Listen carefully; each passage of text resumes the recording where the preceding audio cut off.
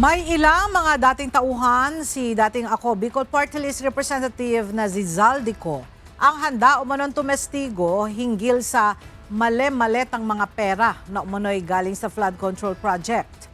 Ayon kay Attorney Levy Baligod, nasa 4 na individual ang nakahandang magbigay ng kanilang mga salaysay hinggil sa kanilang nalalaman at naging partisipasyon sa naturang operasyon.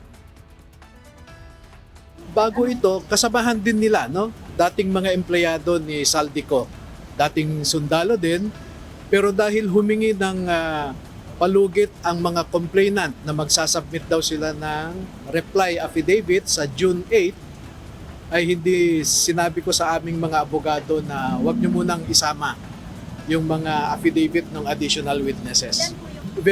At the very least, 4. Samantala, nagbigay naman ng hamon si dating Congressman Mike Defensor sa mga mambabatas hinggil sa pag-iimbestiga sa isinawalat na 18 ex-military. At hinahamon ko pa rin nga hanggang ngayon ang Kongreso at ang Senado.